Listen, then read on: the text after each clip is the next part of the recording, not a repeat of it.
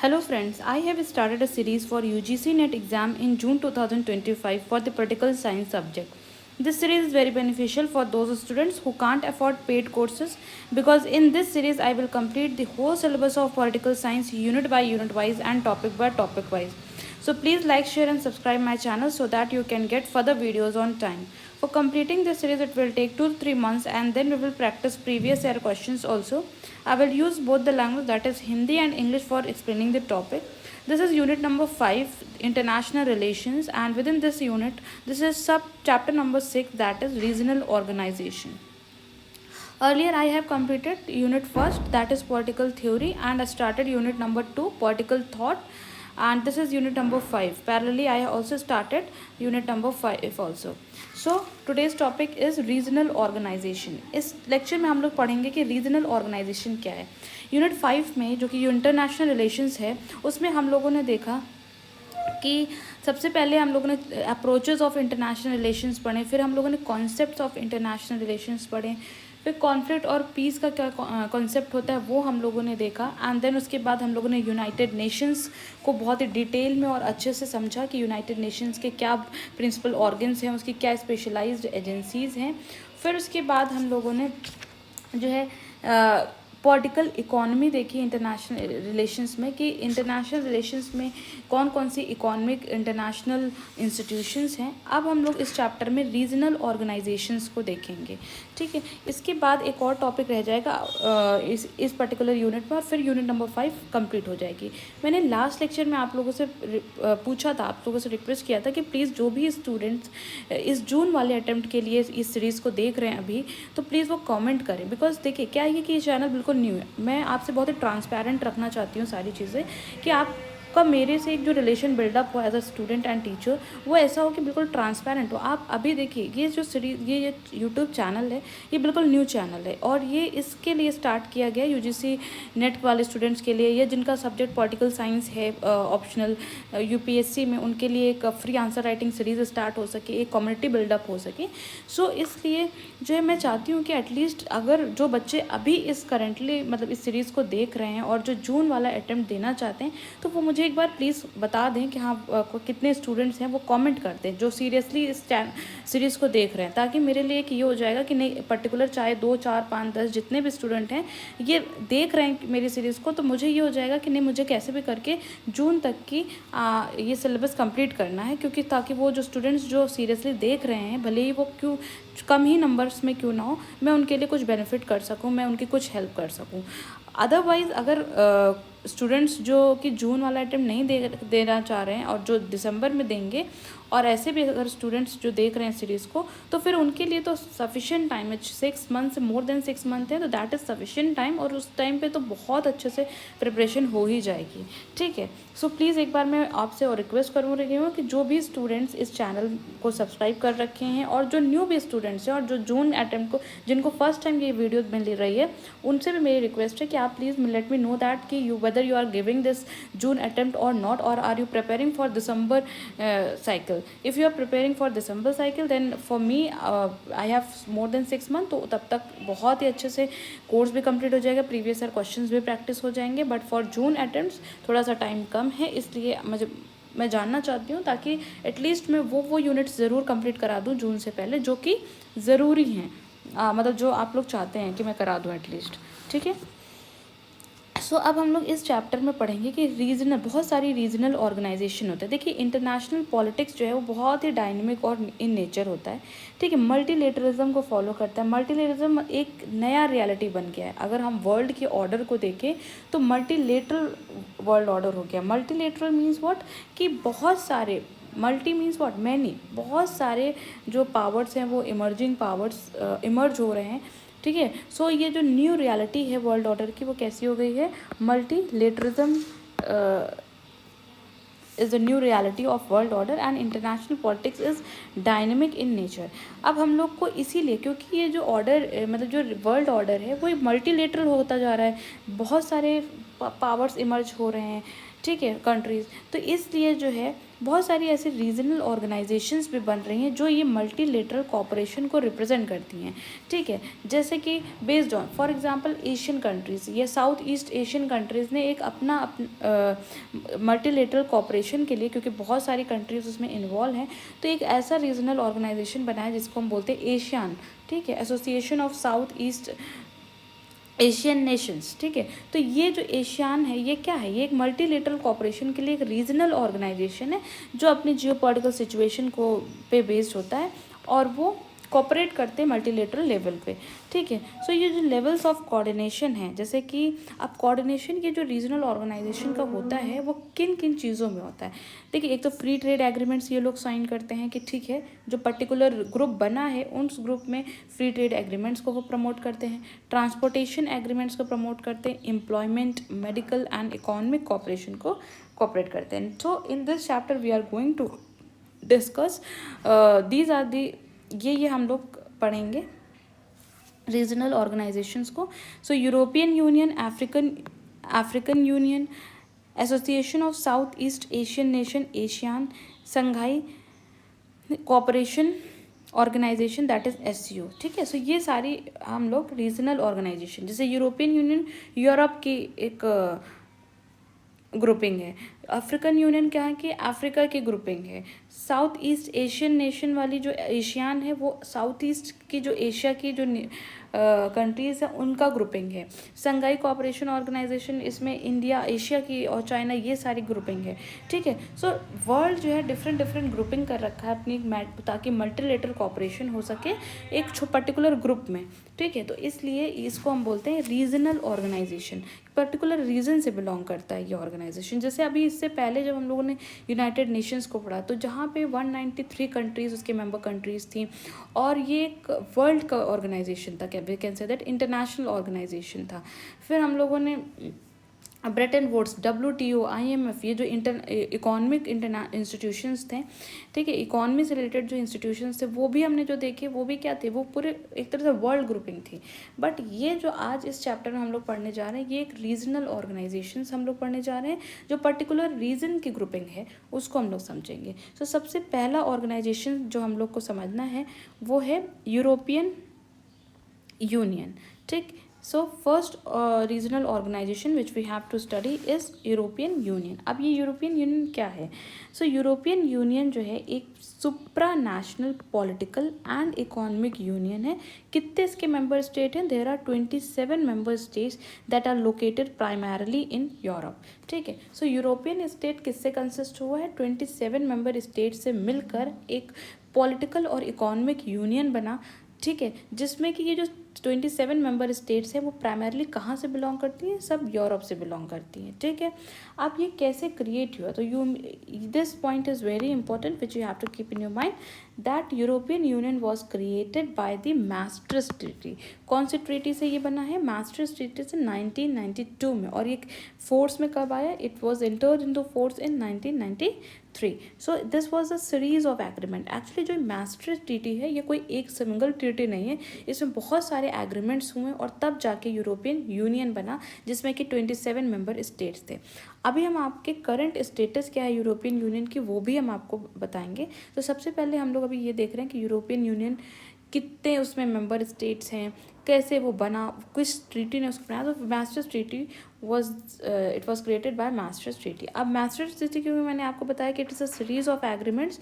सो सबसे पहले हम लोग देखते हैं इसमें कौन कौन से एग्रीमेंट्स आते हैं इस ट्रीटी के अंदर, ठीक है। ये एक पूरी जो maastricht ट्रीटी है एक तरह से होल बॉडी है एंड इसके अंदर सब ट्रीटीज़ हैं, ठीक है। तो सबसे पहले ट्रीटी ऑफ पेरिस जो हुई थी 1951 में, जिसमें कि European coal and steel community बनी थी, ठीक है। This point is very important क्योंकि ट्रीटी ऑफ पेरिस इसी ने जो है यूरोपियन की जो की कोल और स्टील कम्युनिटी है, कोल और स्टील से रिलेटेड जो भी ट्रेडिंग और होता है या फिर जो भी हैं सारी चीज़ें वो European and coal steel community के थ्रू होती हैं। और ये किससे फॉर्म हुई थी? ये ट्रीटी ऑफ पेरिस से फॉर्म हुई थी 1951 में। फिर ट्रीटीज़ ऑफ रोम जो 1957 में साइन हुई थी, ये इसने क्या इस्टेब्लिश किया था? एक कॉमन मार्केट होगी, यूरोपियन कॉमन मार्केट होगी जहाँ पे जो सारी यूरोप कंट्रीज़ मार्केट में पार्ट ले सकती हैं, ट्रेडिंग कर सकती हैं, and rules will be applied to all the members states of Europe. ठीक है। सो यूरोपियन इकोनॉमिक कम्युनिटी बनी and European atomic energy community बनी। ठीक। So EEC that is European economic community and atomic European atomic energy community 1958 में। सो treaty of Rome में क्या क्या चीज़ बनी? कॉमन मार्केट बनी जिसमें कि यूरोपियन इकोनॉमिक कम्युनिटी बनी और यूरोपियन एटॉमिक एनर्जी कम्युनिटी बनी। फिर सिंगल एक यूरोपियन एक्ट आया जिसको SEA बोलते हैं 1987 में, जिसने कि ये जो यूरोपियन की इकोनॉमिक कम्युनिटी है उसके स्कोप को और बढ़ा दिया। फिर अब देखिए, क्योंकि अब 1992 में मास्ट्रिक्ट ट्रीटी आई, तो मास्ट्रिक्ट ट्रीटी से पहले जो है ये जो ट्रीटीज़ ऑफ पेरिस थी, ट्रीटीज़ ऑफ रोम थी, फिर सिंगल यूरोपियन एक्ट था, ये सब चीज़ें आ चुकी थी। सो मास्ट्रिक्ट ट्रीटी में क्या हुआ कि यूरोपियन यूनियन का इस्टेब्लिशमेंट हुआ। मैंने आपको बताया ना कि मास्ट्रिक्ट ट्रीटी ने क्रिएट किया था यूरोपियन यूनियन को, और यूरो जो थी वो कॉमन करेंसी बनी for all the European countries.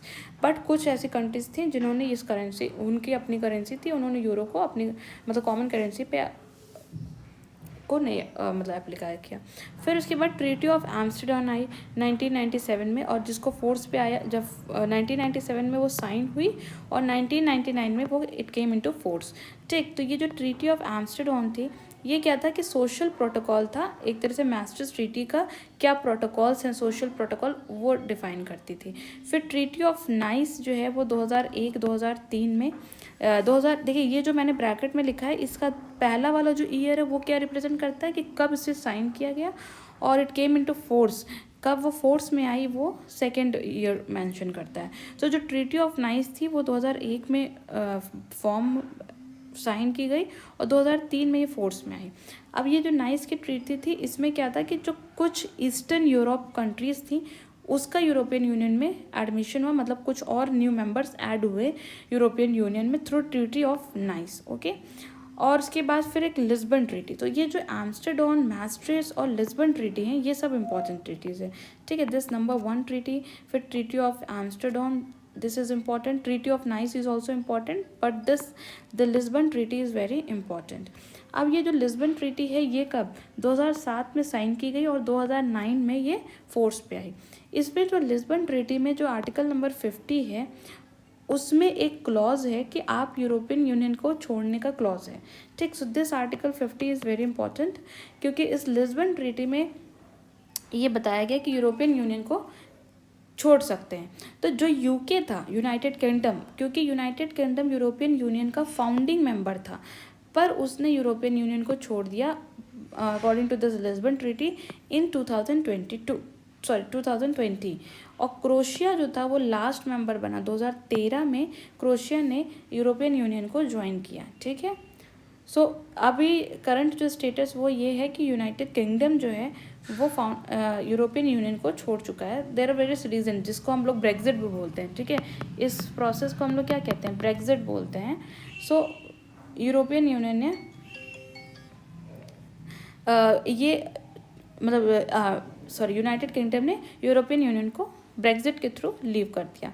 अब ये क्या था? यूरोपियन यूनियन एक मॉनेटरी विजन था जिसमें कि यूरो जो है वो करेंसी कॉमन करेंसी बनी, लेकिन यूरो को 8 यूरोपियन मेंबर्स ने इस करेंसी को एक्सेप्ट नहीं किया। वो कौन कौन सी थी? बल्गेरिया, क्रोशिया, चेक Republic, Denmark, Hungary, Poland, Romania and Sweden. So these are the 8 European union members which did not accept euro currency. फिर शेंजन एग्रीमेंट आया 1985 में जिसने ये बोला कि बिना किसी पासपोर्ट के बॉर्डर्स ओपन रहेंगे और यूरोपियन यूनियन के जो मेंबर्स हैं वो एक कंट्री से दूसरे कंट्री मूव कर सकेंगे विदाउट एनी पासपोर्ट। तो ये जो किस चीज़ में आया? ये शेंजन एग्रीमेंट में जो 1985 में साइन हुआ था, जिसमें कि 27 मेंबर्स में से 23 यूरोपियन यूनियन मेंबर्स ने पार्टिसिपेट किया था। ठीक है। और किन्होंने नहीं पार्टिसिपेट किया था?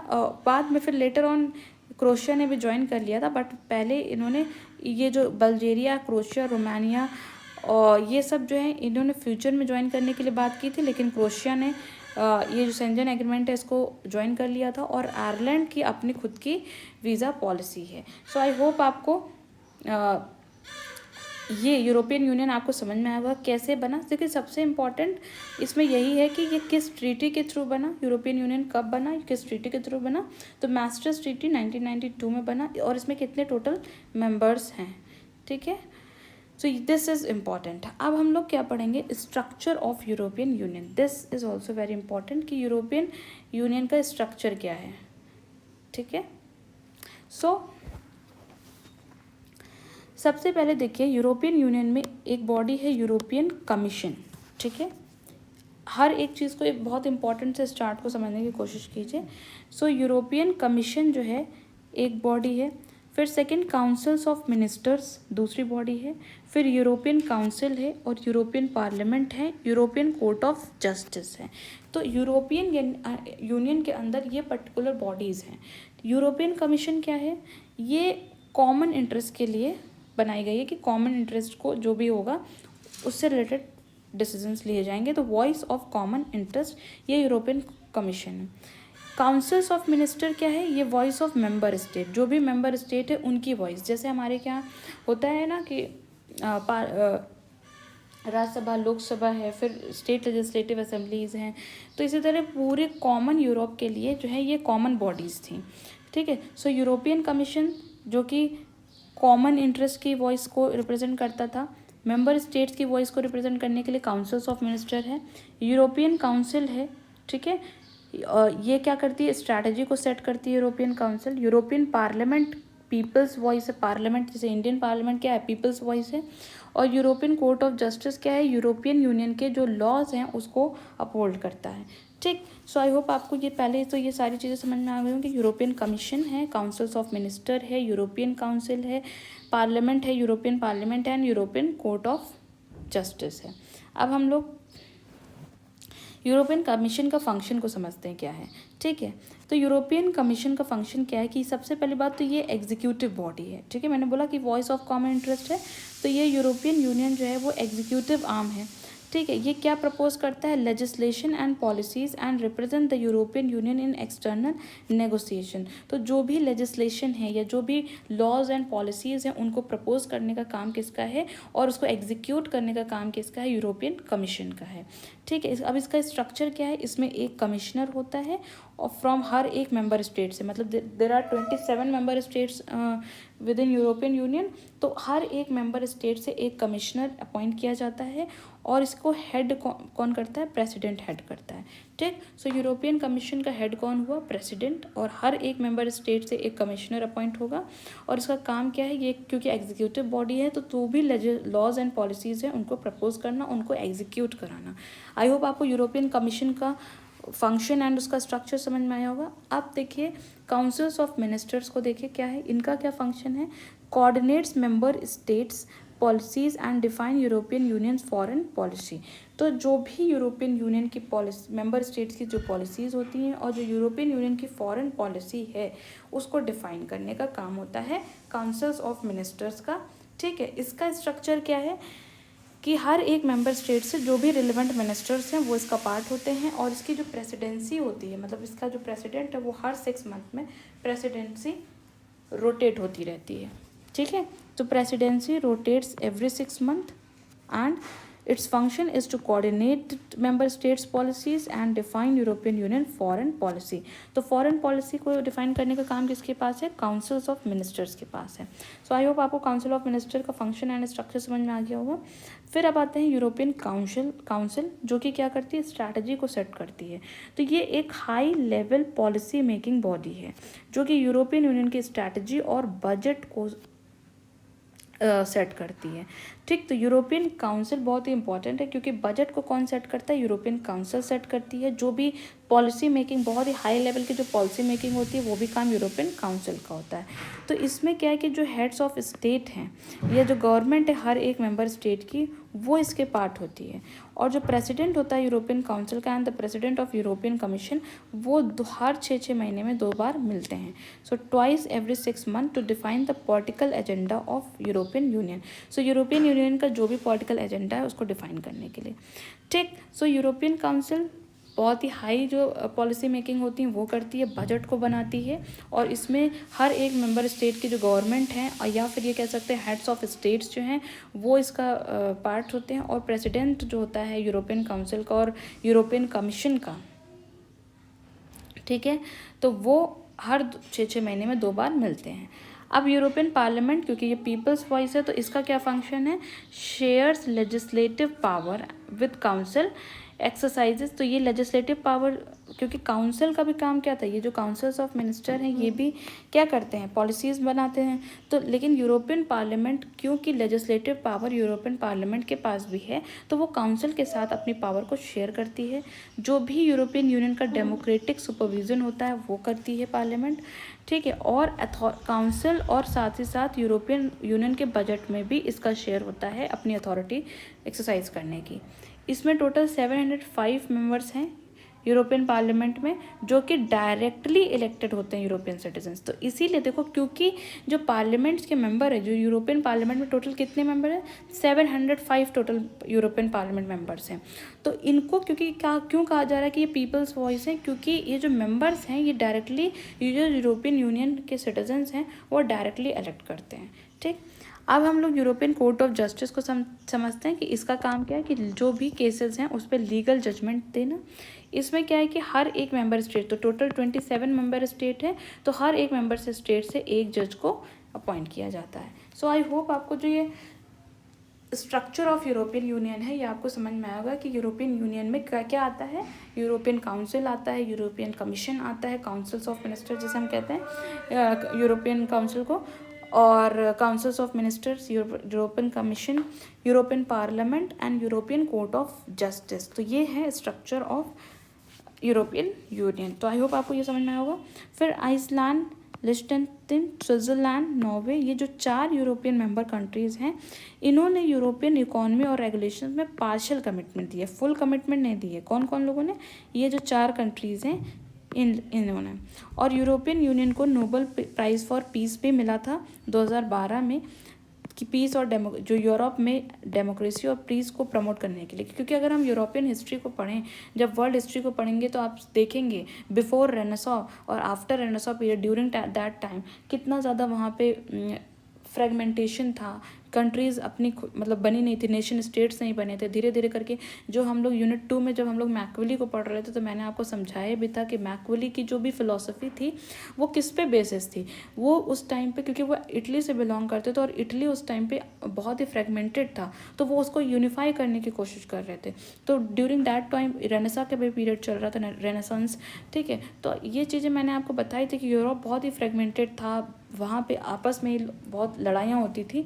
तो जब यूरोपियन यूनियन बना और फिर डिफरेंट नेशन स्टेट्स बने और यूरोपियन यूनियन 1992 में आए, तो फिर जो वहाँ पे यूरोप में बहुत ही पीस और डेमोक्रेसी अपहोल्ड होने लग गई, ठीक है। तो इसीलिए यूरोपियन यूनियन को नोबेल प्राइज़ फॉर पीस भी मिला था 2012 में। बट 2020 में यूनाइटेड किंगडम, जो कि फाउंडिंग मेंबर था यूरोपियन यूनियन का, उसने ब्रेग्जिट के थ्रू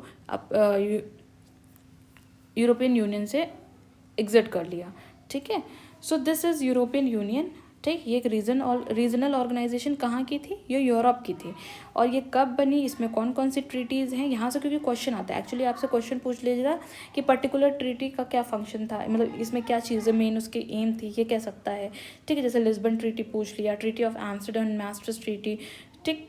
और उसके बाद फिर यूरोपियन के यूनियन का स्ट्रक्चर पूछ लेगा। तो यहाँ से क्वेश्चन आते हैं, जब आप प्रीवियस ईयर क्वेश्चंस को देखेंगे तो आपको समझ में आएगा, ठीक। सो अब हम लोगों ने यूरोपियन यूनियन को पढ़ लिया, अब हमें पढ़ना है अफ्रीकन यूनियन को, ठीक है, कि अफ्रीकन यूनियन क्या है, कैसे बना, ये देखना है। सो अफ्रीकन यूनियन क्या था, एक इंटर गवर्नमेंटल ऑर्गेनाइजेशन था, ठीक है। अफ्रीकन यूनियन क्या है, एक इंटर गवर्नमेंटल ऑर्गेनाइजेशन है, जो कि कब इस्टेब्लिश हुआ, ये 2002 में इस्टेब्लिश हुआ। देखिए अफ्रीकन यूनियन 1992 मास्ट्रिक्ट ट्रीटी के थ्रू, और European union, and African union कब इस्टेब्लिश हुआ, 2002 में, इंटर गवर्नमेंटल ऑर्गेनाइजेशन, ओके। ये जो अफ्रीकन यूनियन है, इसने किसको रिप्लेस किया, तो इसने रिप्लेस किया ऑर्गेनाइजेशन ऑफ अफ्रीकन यूनिटी, जो कि 1963 से 2002 तक की जो ये 2002 तक की ये एक ऑर्गेनाइजेशन बनी थी अफ्रीकन यूनिटी की, उसको रिप्लेस करके उस अफ्रीकन यूनियन बन गया 2002 में। इसमें टोटल कितने मेंबर स्टेट हैं? There are 55 member states. Okay, Sirte declaration Libya 1999 में, ठीक है। ये जो अफ्रीकन यूनियन है ये अनाउंस कब किया गया? तो this point is very important कि अफ्रीकन यूनियन बनेगा तो 1999 में एक सीटे डिक्लेरेशन हुआ था लिबिया में, वहाँ पे ये अनाउंस किया गया था कि अफ्रीकन यूनियन हम बनाएंगे, और वो अफ्रीकन यूनियन किसको रिप्लेस करेगा? ऑर्गेनाइजेशन ऑफ अफ्रीकन यूनिटी को रिप्लेस करेगा, ठीक है। फिर ट्रीटी ऑफ अबूजा जो कि 1991 में थी, उसने ये this is also very important point, ठीक है। तो ये जो 1991 की ट्रीटी थी, ट्रीटी ऑफ अबूजा, इसने क्या इस्टेब्लिश हुआ था? जो अफ्रीकन की इकोनॉमिक कम्युनिटी थी, जैसे कि यूरोपियन की भी इकोनॉमिक कम्युनिटी बनी थी ना, मैंने आपको बताया कि यूरोपियन की भी इकोनॉमिक कम्युनिटी थी ईईसी, और यूरोपियन की एक एटॉमिक एनर्जी कम्युनिटी थी, ये ट्रीटीज़ ऑफ रोम के थ्रू बनी थी, ठीक है। ट्रीटीज़ ऑफ पेरिस हमने बताया था, पेरिस के थ्रू क्या बना था? कोल एंड स्टील कम्युनिटी बनी थी पेरिस के थ्रू, और रोम के through economic community and atomic energy community बनी थी यूरोप की, ठीक है। तो इसी तरह ट्रीटी ऑफ अबूजा के थ्रू अफ्रीका की इकोनॉमिक कम्युनिटी का इस्टेब्लिशमेंट हुआ था 1994 में, ठीक। फिर जब ये जो ऑर्गेनाइजेशन ऑफ अफ्रीकन यूनिटी है और ये जो अफ्रीकन इकोनॉमिक कम्युनिटी है, इन दोनों को मिला के अफ्रीकन यूनियन बना 2002 में। सो आपको आई होप ये समझ में आ गया होगा कि ये वाली जो ऑर्गेनाइजेशन थी और जो ये वाली कम्युनिटी थी अफ्रीकन इकोनॉमिक कम्युनिटी, इन दोनों को मिला के अफ्रीकन यूनियन बना 2002 में। अब 2002 में ये बना, और उसका हेडक्वार्टर कहाँ था? Addis Ababa, Ethiopia. ये आपको इम्पॉर्टेंट है, इसको लर्न करना है। अफ्रीकन यूनियन का हेडक्वार्टर कहाँ पे है? अदिस अबाबा, इथोपिया में। 2022 में, क्योंकि देखिए 2002 में ये बना था, तो ऑब्वियस सी बात है कि 2022 में इसकी 20th एनिवर्सरी थी, जिसका जो थीम था क्या था? Our Africa our future. अब ये अफ्रीकन यूनियन, मैंने आपको स्टार्टिंग में जब ये इसका इंट्रोडक्शन दे रही थी इस लेक्चर में, तो मैंने आपको ये बात बताया था कि ये रीजनल ऑर्गेनाइजेशन किस लिए बनी थी, ठीक है। सो ये जो रीजनल ऑर्गेनाइजेशन थी, इनका क्या मेन एजेंडा था, कितने लेवल, मतलब किन किन चीज़ों में इन्होंने कोऑर्डिनेट करने के लिए रीजनल ऑर्गेनाइजेशन बनी थी। तो मैंने आपको इसमें सबसे पहला पॉइंट बताया था कि फ्री ट्रेड एग्रीमेंट जो था इनका मेन, मतलब पहला एजेंडा ये था कि हाँ, अगर ये जो ऑर्गेनाइजेशन बन रही हैं तो इन ऑर्गेनाइजेशन के अंदर जो भी मेंबर स्टेट्स हैं उनमें फ्री ट्रेड एग्रीमेंट साइन होगा, ट्रांसपोर्टेशन एग्रीमेंट साइन होगा, इकोनॉमिक कोऑपरेशन होगा। तो इसीलिए अफ्रीकन कॉन्टिनेंट ने भी एक फ्री ट्रेड एग्रीमेंट को साइन किया।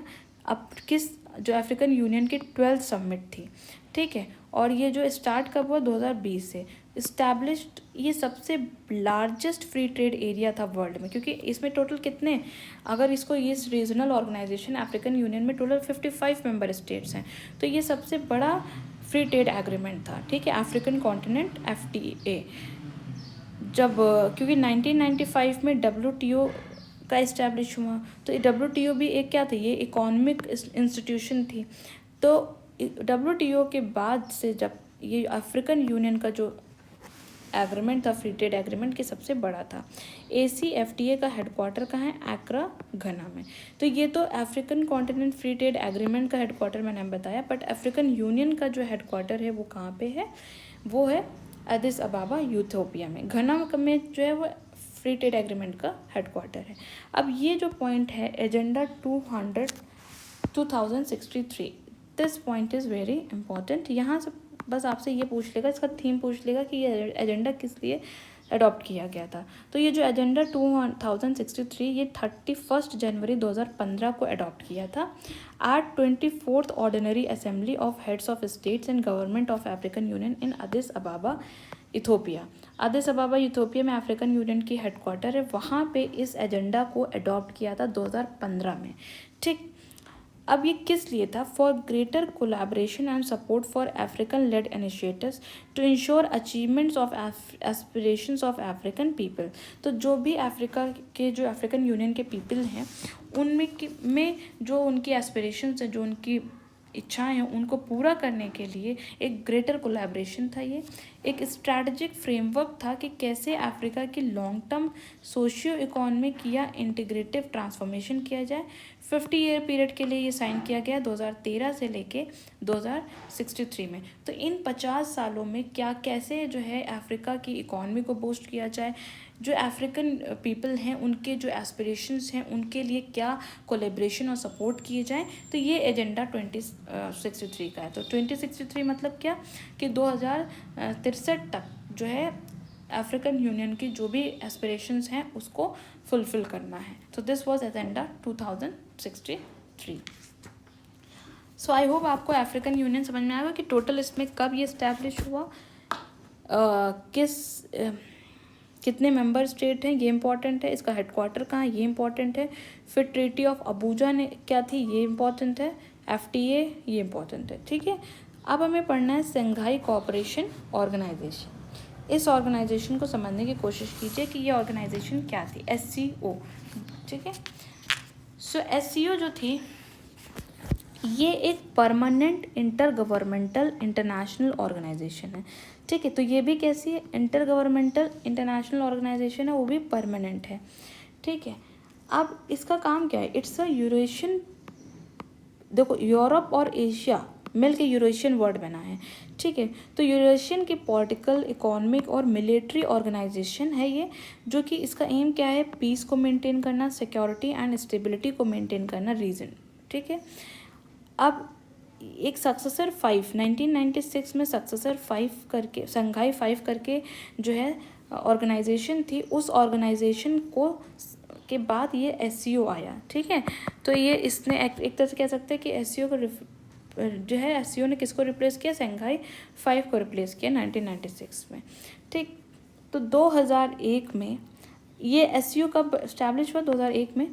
चाइना, देखिए अब कौन कौन सी कंट्रीज़ हैं इसके मेंबर्स, तो SCO को बनाने में कौन कौन सी फाउंडिंग कंट्रीज़ थी, चाइना, कज़ाकिस्तान, किर्गिस्तान, रशिया। तो ये जो कज़ाकिस्तान, किर्गिस्तान ये सेंट्रल एशिया की कंट्रीज़ हैं। तजिकिस्तान, उज़्बेकिस्तान, तो ये 4 सेंट्रल एशिया की country, Kazakhstan, Kyrgyzstan, Tajikistan and Uzbekistan, और साथ में चाइना और रशिया, इन लोगों ने मिलकर SCO को फॉर्म किया। ठीक है, आपको ये समझ में आ रहा है कि नहीं समझ में आ रहा है, SCO को इन 5 कंट्रीज़ ने मिलके साइन किया। फिर उसके बाद जो है 2017 में अस्ताना समिट हुई। तो दिस पॉइंट इज़ इम्पॉर्टेंट, क्योंकि यहाँ से आपको ये पता चलेगा कि इंडिया भी क्योंकि SCO का मेंबर है, लेकिन इसने फाउंडिंग मेंबर नहीं है, इंडिया ने संघाई कोऑपरेशन ऑर्गेनाइजेशन को बाद में मतलब इसका मेंबर स्टेट ऑफिशियली ये लोग बने। तो कब बने, 2017 में। 2001 में SCO फॉर्म हुई, उसके 16 साल बाद 2017 में अस्ताना समिट जो में के थ्रू इंडिया और पाकिस्तान जो हैं they became official member states. Okay, ये वर्ल्ड का सबसे बड़ा और रीजनल ऑर्गेनाइजेशन है। क्यों सबसे बड़ा रीजनल ऑर्गेनाइजेशन है, किस बेसिस पे, मतलब इन टर्म्स ऑफ व्हाट, तो ये लार्जेस्ट रीजनल ऑर्गेनाइजेशन है in terms of geographic scope and population. क्योंकि देखिए पहली बात तो इसमें कौन कौन मेंबर स्टेट है, इंडिया और चाइना। तो इंडिया और चाइना तो ऑब्वियस ही बात है, सबसे नंबर 1 में इंडिया मोस्ट पॉपुलस कंट्री है, एंड देन चाइना। तो पॉपुलेशन के बेसिस पे तो कह ही सकते हैं कि ये सबसे लार्जेस्ट रीजनल ऑर्गेनाइजेशन है। अब ज्योग्राफिक के स्केप में, मतलब ज्योग्राफी के हिसाब से अगर हम लैंड वाइज भी देखें तो ये सबसे बड़ा रीजनल ऑर्गेनाइजेशन क्यों हुआ, चाइना इंक्लूड है, रशिया इंक्लूड है, इंडिया इंक्लूड है, दीज आर दे बड़े बड़े ये कंट्रीज़ हैं। ठीक है, चाइना, रशिया एंड इंडिया, फिर उसके बाद सेंट्रल एशिया भी ऑलमोस्ट पूरा इंक्लूडेड है इसमें।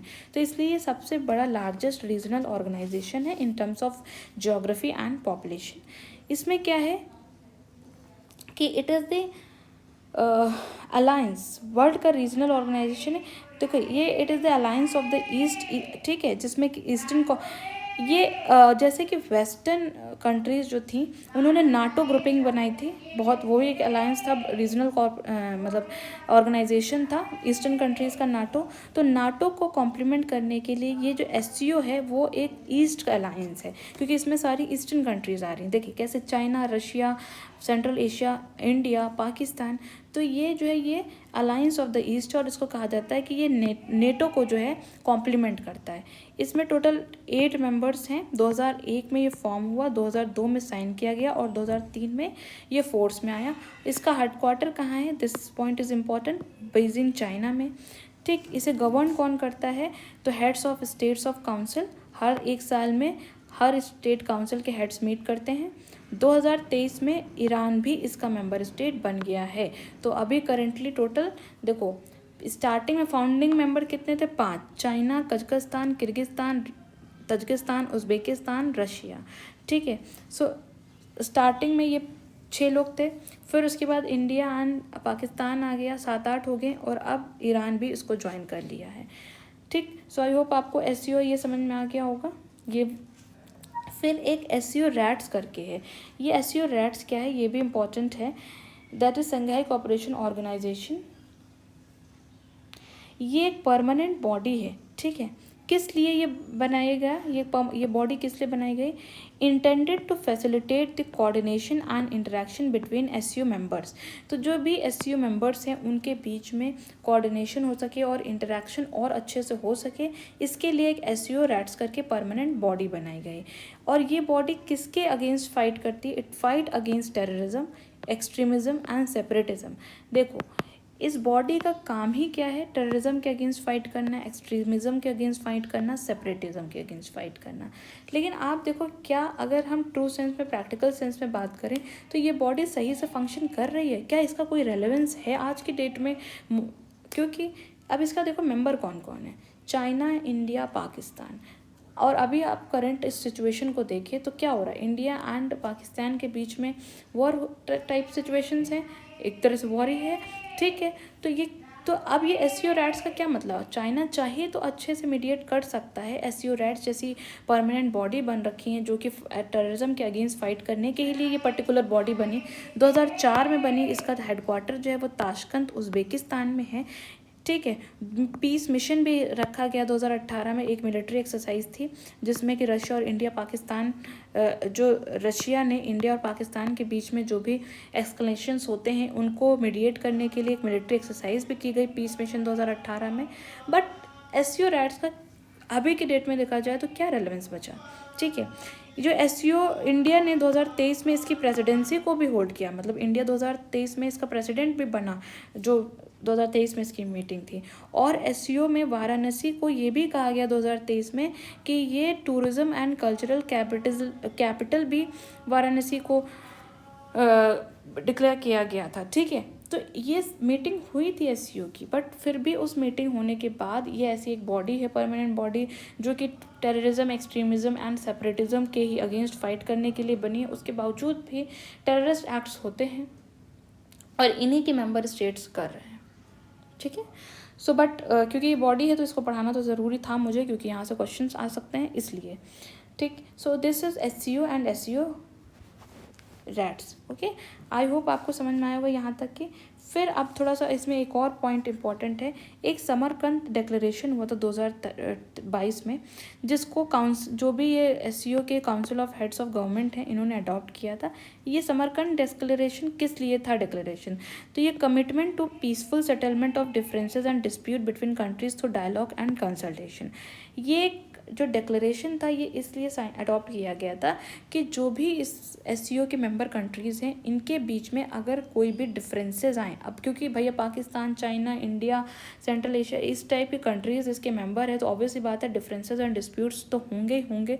तो जो भी डिफरेंसेस एंड डिस्प्यूट्स होते हैं तो उनका पीसफुल वे में थ्रू डायलॉग एंड कंसल्टेशन से सेटलमेंट हो सके, इसलिए ये समरकंद डिक्लेरेशन को साइन किया गया था।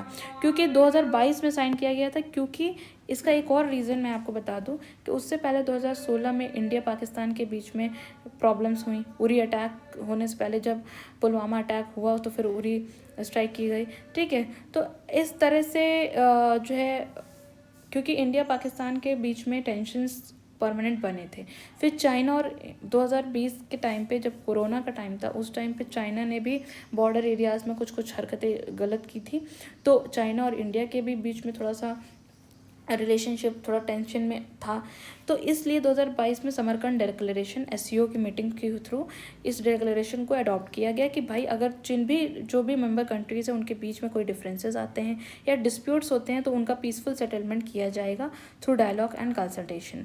और साथ ही साथ ये जो समरकंद डिक्लेरेशन था इसका और भी एम थे कि क्लाइमेट चेंज से रिलेटेड, टेररिज्म से रिलेटेड, देखो terrorism highlighted point, technological description से रिलेटेड या कोई ग्लोबल रिडक्शन होती है इन्वेस्टमेंट फ्लो में, या सप्लाई चेन में इनस्टेबिलिटी आती है, या प्रोटेक्शनिस्ट मेजर्स ज़्यादा किए जाते तो उसके अगेंस्ट। सो ये सारे भी मुद्दे थे जिसके के लिए जो समरकंद डिक्लेरेशन को अडॉप्ट किया गया। बट एक्चुअल में देखा जाए तो इसका कोई रेलेवेंस है क्या? नहीं।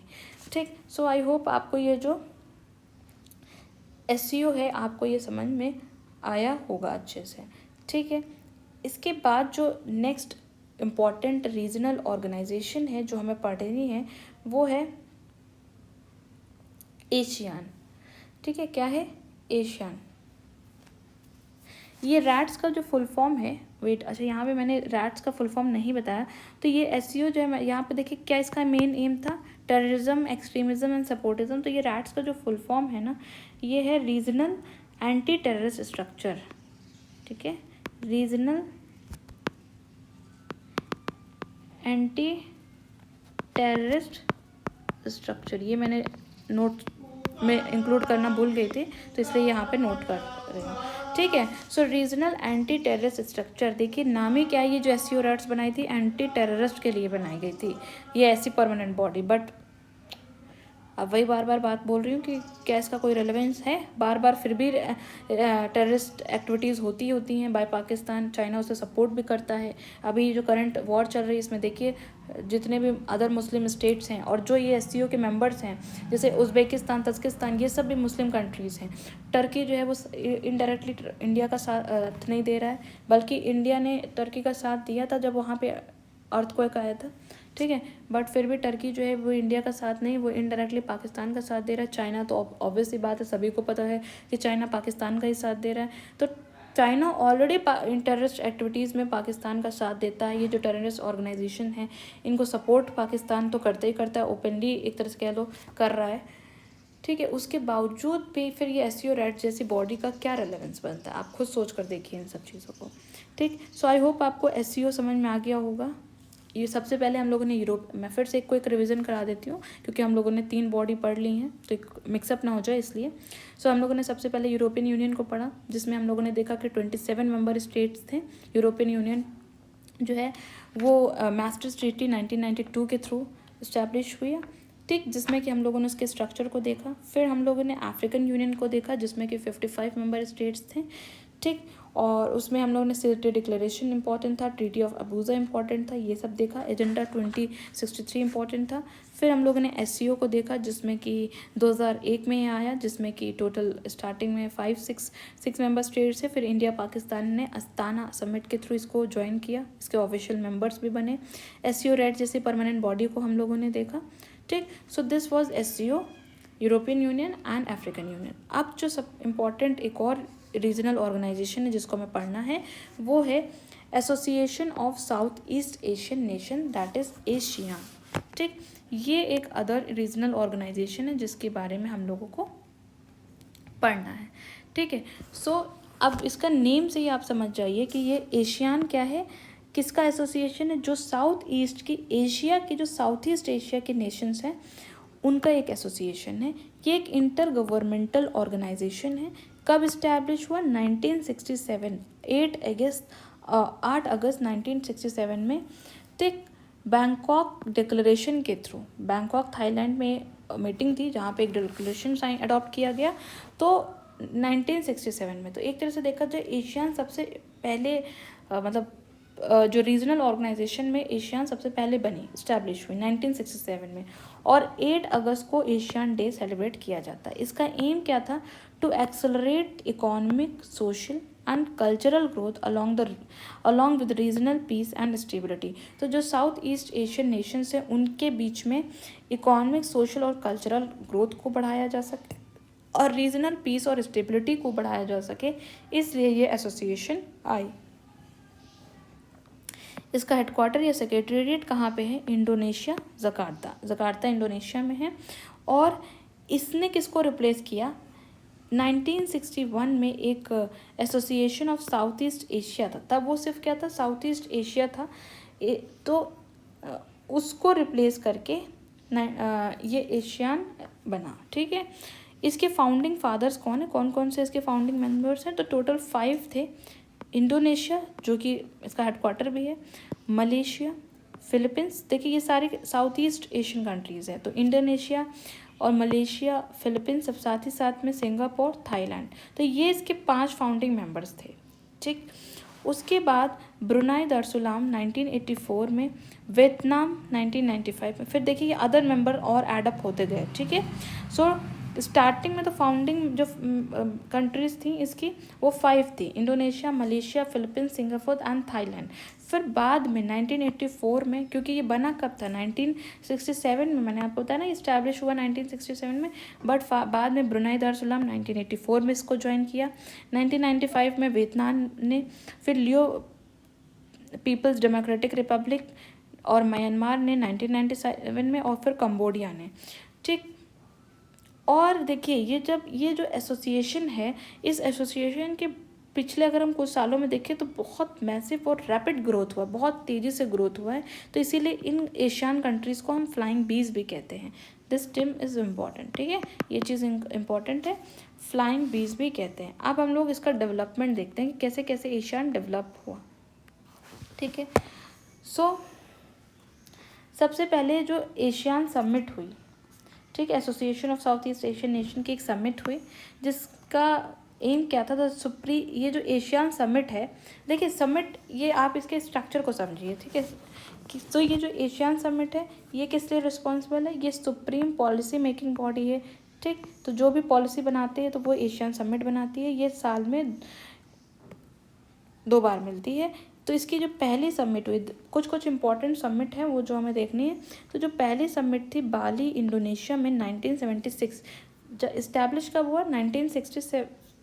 ठीक है, यहाँ पे हमने देखा 1967 में इस्टेब्लिश हुआ, और 76 में इसकी पहली समिट हुई बाली इंडोनेशिया में। ठीक, तो जहाँ पे क्या साइन हुआ, कौन सी ट्रीटी साइन हुई? Treaty of Amity and cooperation in south east Asia. तो साउथ ईस्ट एशियन नेशंस के बीच में फ्रेंडशिप हो सके, कोऑपरेशन हो सके, उससे रिलेटेड एक ट्रीटी साइन हुई, जिसमें कि म्यूचुअल रिस्पेक्ट और नॉन इंटरफेरेंस जैसे मतलब इस चीज़ को एग्री किया गया कि हम लोग एक दूसरे को, मतलब म्यूचुअल रिस्पेक्ट रहेगी एक दूसरे की सॉवरेनिटी को, और हम लोग एक दूसरे नॉन इंटरफेरेंस भी करेंगे, मतलब सॉवरेनिटी को डिस्टर्ब भी नहीं करेंगे किसी भी कंट्री के अफेयर्स में। ठीक है, फिर 1992 में इन्होंने आफ्टा को भी साइन किया, मतलब फ्री ट्रेड एग्रीमेंट। मैंने और पहले ही आपको बताया था कि जो रीजनल ऑर्गेनाइजेशन है इनका पर्पस क्या है कि फ्री ट्रेड एग्रीमेंट हो सके, एक ऐसा ऑर्गेनाइजेशन बने कि इन लोग के बीच में फ्री ट्रेडिंग हो सके। ठीक है, सो आफ्टा जो थी वो क्या थी? एशियन फ्री ट्रेड एग्रीमेंट थी। इसका गोल क्या थी? एक सिंगल मार्केट क्रिएट करना, जैसे यूरोपियन यूनियन ने किया था। फिर 2006 में एशियन गॉट ऑब्जर्वर स्टेटस।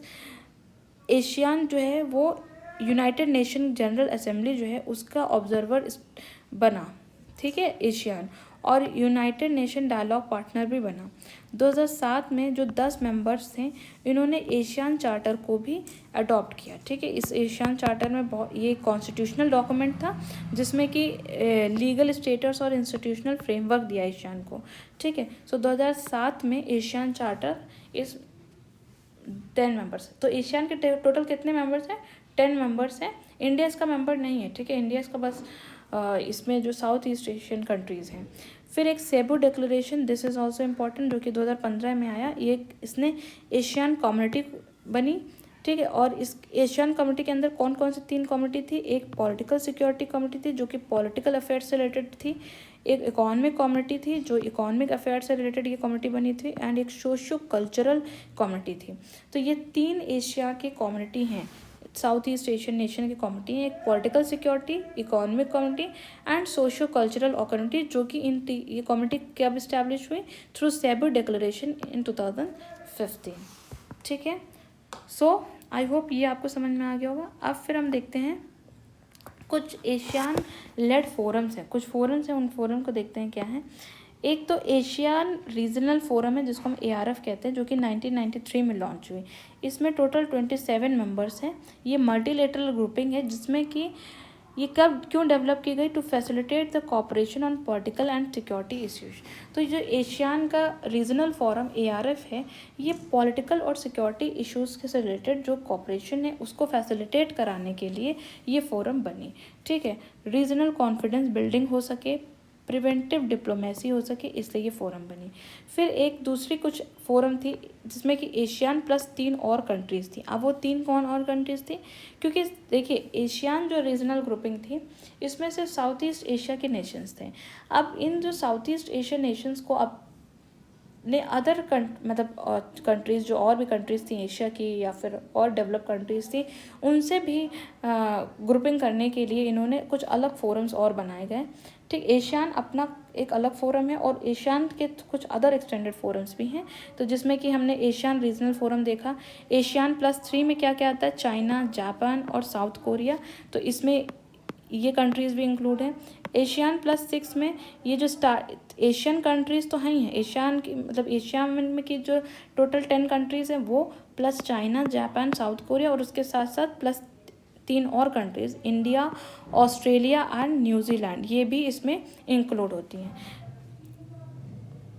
फिर ईस्ट एशिया समिट आई। इसमें क्या था, ये एक रीजनल प्रीमियर फोरम था फॉर स्ट्रैटेजिक डायलॉग, 2005 में आया। कोलालमपुर डिक्लेरेशन इसमें साइन हुआ। ये किस लिए था, to promote security and prosperity. जो एशियान के Australia, China, India, Japan, New Zealand, Russia, इन कंट्रीज़ के जो हेड्स ऑफ स्टेट्स थे, साउथ कोरिया, US, इन्होंने पार्टिसिपेट किया था इस ईस्ट एशिया समिट में। और इसमें ये कोलालमपुर डिक्लेरेशन साइन हुआ था। ठीक है, ये एक एजेंडा सेटर की तरह था। इंडिया जो है ईस्ट एशिया समिट, ये इम्पॉर्टेंट समिट है क्योंकि ईस्ट एशिया समिट का जो इंडिया है वो फाउंडिंग मेंबर था। तो इंडिया जो है वो एशियान का तो मेंबर नहीं है बट ईस्ट एशिया समिट का मेंबर है। तो इस ईस्ट एशिया समिट के थ्रू एशियान जो कंट्रीज़ हैं उनसे इंडिया जो है अपना रिलेशन बिल्डअप करता है। ठीक है, सो आई होप आपको ये चीज़ समझ में आई होगी। अब एक और इसकी बॉडी है उसको समझिए, Asian defence minister meeting plus. ठीक है, तो डिफेंस मिनिस्टर्स की भी मीटिंग होती है एशियन में। तो इसकी जो फर्स्ट मीटिंग हुई थी वो हनोई, वियतनाम में हुई थी 2010 में, जिसमें कि एशियन कंट्रीज़ तो थी प्लस 8 डायलॉग पार्टनर्स भी थे। अब 8 डायलॉग पार्टनर्स कौन कौन थे, ताकि एशियन जो कंट्रीज़ हैं उनसे रिलेशनशिप बिल्डअप हो सके और पॉलिटिकल, इकोनॉमिक और अदर एरियाज़ में कॉपरेशन किया जा सके। सो 8 डायलॉग पार्टनर्स हैं, कौन कौन से, ऑस्ट्रेलिया, चाइना भी और इंडिया भी था, ये इंपॉर्टेंट है, Japan, New Zealand, Republic of Kenya, Russia, US। ठीक, तो ये 8 अदर डायलॉग पार्टनर्स हैं तो जिसके डिफेंस मिनिस्टर्स ने मीट किया था और कैसे सिक्योरिटी को स्ट्रेंथन किया जाए, कैसे डिफेंस कॉपरेशन हो सके एशियन कंट्रीज़ और अदर जो 8 डायलॉग पार्टनर्स हैं उनके बीच में, ताकि पीस, स्टेबिलिटी और डेवलपमेंट मेंटेन हो सके एशियन रीजन में। देखिए जो एशियन रीजन के आसपास का अगर हम देखें तो ये जो जितनी भी कंट्रीज़ हैं साउथ ईस्ट एशियन नेशंस की, जैसे कि इंडोनेशिया, मलेशिया, फिलीपींस, थाईलैंड, ये सारी जो कंट्रीज़ हैं, जापान, ठीक है, और जो अदर डायलॉग पार्टनर्स हैं, यहाँ पे अगर हम देखें तो इंडियन ओशन और पैसिफिक ओशन से सराउंडेड है ये कंट्रीज़। तो इन एरिया में, इस रीजन में चाइना का भी इन्फ्लुएंस होता है, जापान का, उधर अमेरिका का, इधर से एशियन नेशन और प्लस इंडिया। ठीक है, सो ताकि एक बैलेंस बना रहे, तो इसलिए भी एशियन ग्रुपिंग हुई। एशियन कंट्रीज़ ने अपने आप को सिक्योर करने के लिए ये ग्रुपिंग बनाया, ग्रो करने के लिए, क्योंकि ये सब कैसी कंट्री थी, ये ओशन में ही, मतलब ये ओशन से सराउंडेड कंट्रीज़ थी। प्लस साथ ही साथ फिर इस रीजन में सिक्योरिटी को और स्ट्रेंथ किया, मतलब सिक्योरिटी बढ़ाई जाए, डिफेंस कॉपरेशन हो सके, तो इसलिए डिफेंस मिनिस्टर की भी मीटिंग की गई तो 8 डायलॉग पार्टनर्स थे। सो आई होप आपको एशियन ग्रुपिंग समझ में आया होगा। फिर उसके बाद हम लोगों ने उसका क्या अदर उसके फोरम्स थे वो हम लोगों ने देखे, अदर कौन डायलॉग पार्टनर्स थे थ्रू डिफेंस मिनिस्टर्स की जो मीटिंग्स हुई, ये सब देखा। So this is all about this chapter. I hope आपको ये लेक्चर समझ में आया होगा। अगर आपको कोई प्रॉब्लम है, कोई क्वेरीज है, तो you can comment also. So thank you for watching this video. Please like, share and subscribe this channel, and thank you for supporting me.